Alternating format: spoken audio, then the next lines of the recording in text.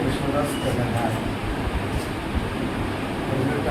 അംഗത്വം വഹിക്കുന്ന ഒരു സ്ഥാനാർത്ഥി നാമനിർദ്ദേശം ചെയ്യപ്പെട്ടിരിക്കുന്നത് നിയമസഭാ നിയമമനുസരിച്ച് സ്ഥാപിതമായിരിക്കുന്നു. എൻ്റെ ഭരണഘടനയോട് ഞാൻ യഥാർത്ഥമായ വിശ്വാസം പുലർത്തുന്നത് ഇന്ത്യയുടെ പരമാധികാരവും അഖണ്ഡതയും ഞാൻ നിലനിർത്തുന്നത് ദൈവത്തിൻ്റെ പേരിൽ സത്യം ചെയ്യും.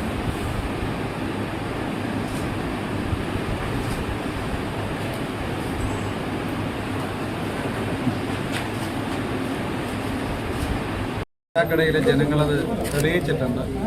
ലോക്സഭാ തെരഞ്ഞെടുപ്പിൽ 2024 ലോക്സഭാ തെരഞ്ഞെടുപ്പിൽ കാട്ടാക്കടയിലെ ജനങ്ങൾ BJPയെ ഒന്നാം സ്ഥാനത്തെത്തിച്ച് UDFനെയും LDFനെയും രണ്ട് മൂന്ന് സ്ഥാനങ്ങളിലേക്ക് തള്ളിമാറ്റുകയുണ്ടായി. പ്രാദേശിക തെരഞ്ഞെടുപ്പിൽ, പഞ്ചായത്ത് തെരഞ്ഞെടുപ്പിൽ, ലോക്സഭാ തെരഞ്ഞെടുപ്പിലെ തിളക്കമാർന്ന വിജയം ആവർത്തിച്ചു. സ്വാഭാവികമായും നിയമസഭാ തെരഞ്ഞെടുപ്പിലും ഈ വിജയം ആവർത്തിക്കും. നല്ല ഭൂരിപക്ഷത്തോടുകൂടി NDA ഇത്തവണ കാട്ടാക്കടയിൽ നിന്ന് വിജയിക്കും എന്ന കാര്യം യാതൊരു സംശയവുമില്ല.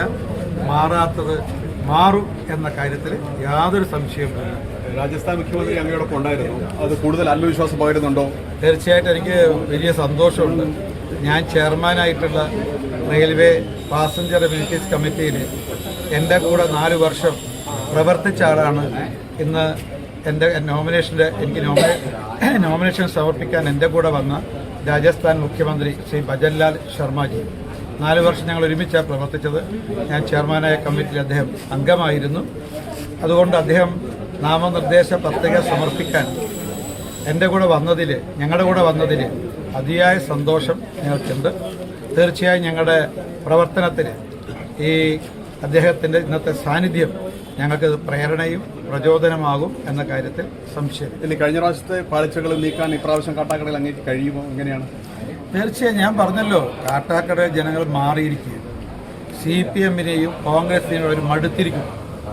അവരാഗ്രഹിക്കുന്നൊരു മാറ്റം. കാട്ടാക്കടയിലെ സാധാരണക്കാരുടെ മക്കൾക്ക് അന്തസ്സോടുകൂടി ജീവിക്കണം. അവരെ കൈകളിൽ തൊഴിലെത്താൻ തൊഴിലവസരങ്ങൾ ഉണ്ടാകണം. അതിന് സംരംഭങ്ങൾ ഉണ്ടാകണം. അങ്ങനെ സംരംഭങ്ങൾ വരണമെങ്കിൽ അതിന് പറ്റിയിട്ടുള്ള ജനപ്രതിനിധികൾ ഉണ്ടാവണം. രാജ്യത്തിപ്പോൾ നരേന്ദ്രമോദിജിയുടെ നേതൃത്വത്തിലുള്ള ഒരു ഗവൺമെൻറ് അധികാരത്തിലുണ്ട്. വികസനവും ജനക്ഷേമവുമാണ് ആ ഗവൺമെൻറ് മുഖമുദ്ര. ഞങ്ങൾ നരേന്ദ്രമോദിജിയുടെ പ്രതിപുരുഷൻ എന്നുള്ള നിലയ്ക്കാണ് ഞാൻ കാട്ടാക്കടയിൽ ജനവിധി തേടുന്നത്. NDAയുടെ സ്ഥാനാർത്ഥിയായി ജനവിധി തേടുന്നത്. സ്വാഭാവികമായിട്ടും വാഗ്ദാനങ്ങൾ പാലിക്കാത്ത, സംസ്ഥാനത്തെ തകർത്ത പിണറായിയോടൊപ്പമല്ല കാട്ടാക്കടയിൽ അണിനിരക്കാൻ പോകുന്നത്. വികസനവും ജനക്ഷേമവും മുഖമുദ്രയാക്കി നടപ്പാക്കി ഈ നാടിനെ ലോകത്ത് ഒന്നാം സ്ഥാനത്തെത്തിക്കാൻ ശ്രമിക്കുന്ന ശ്രീ മോദിജിയോടൊപ്പം കാട്ടാക്കടയിലെ ജനങ്ങൾ അണിനിരക്കും. വികസിത കാട്ടാക്കട മോദിജിയോടൊപ്പം BJP NDAയോടൊപ്പം ആയിരിക്കും എന്നതിലെ സംശയം.